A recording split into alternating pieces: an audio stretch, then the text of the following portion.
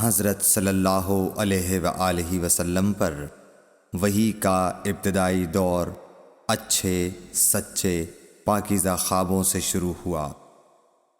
آپ خواب میں جو کچھ دیکھتے وہ صبح کی روشنی کی طرح صحیح اور سچا ثابت ہوتا۔ پھر من جانب قدرت آپ تنہائی پسند ہو گئے اور آپ نے غار حرا میں خلوت نشینی اختیار فرمائی اور کئی دن اور رات وہاں مسلسل عبادت اور یاد الہی و ذکر میں مشغول رہنے لگے۔ جب تک گھر آنے کو دل نہ چاہتا توشہ ہمراہ لیے ہوئے وہاں رہتے۔ توشہ ختم ہونے پر ہی اہلیہ محترمہ حضرت خدیجہ رضی اللہ تعالی عنہا کے پاس تشریف لاتے اور کچھ توشہ ہمراہ لے کر پھر وہاں جا کر خلوت گزین ہو جاتے۔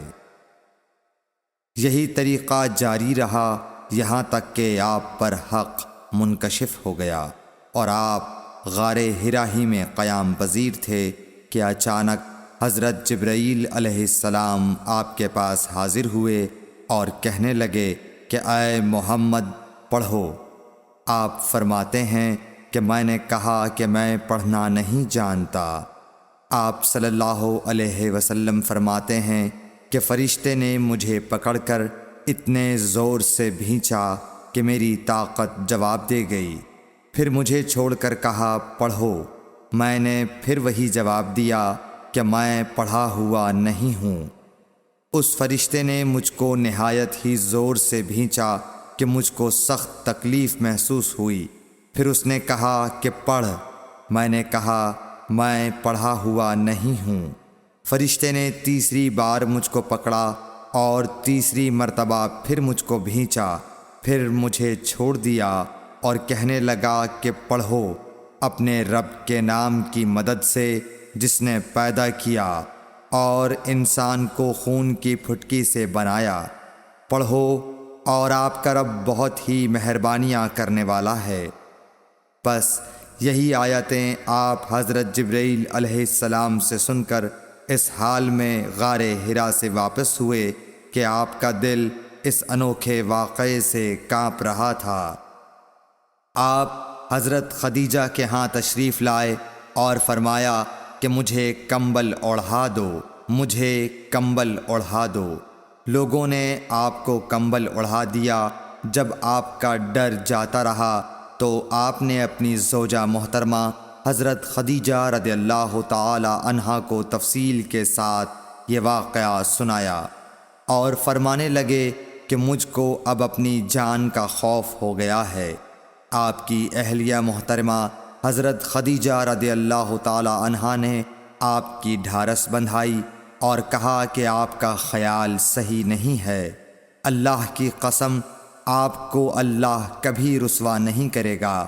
آپ تو اخلاق فاضلہ کے مالک ہیں۔ آپ تو کنبہ پرور ہیں، بے کسوں کا بوجھ اپنے سر پر رکھتے ہیں، مفلسوں کے لیے آپ کماتے ہیں، مہمان نوازی میں آپ بے مثال ہیں اور مشکل وقت میں آپ امر حق کا ساتھ دیتے ہیں۔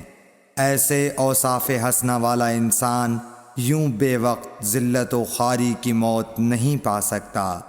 پھر مزید تسلی کے لیے حضرت خدیجہ رضی اللہ تعالی عنہا آپ کو ورقہ بن نوفل کے پاس لے گئیں جو ان کے چچا زاد بھائی تھے اور زمانہ جاہلیت میں نصرانی مذہب اختیار کر چکے تھے اور عبرانی زبان کے کاتب تھے۔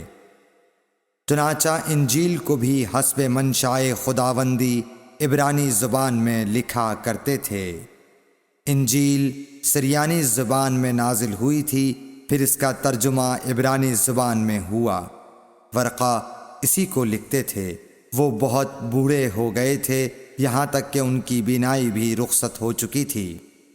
حضرت خدیجہ رضی اللہ تعالی عنہا نے ان کے سامنے آپ کے حالات بیان کیے اور کہا کہ اے چچا زاد بھائی، اپنے بھتیجے محمد صلی اللہ علیہ وسلم کی زبانی ذرا ان کی کیفیت سن لیجئے۔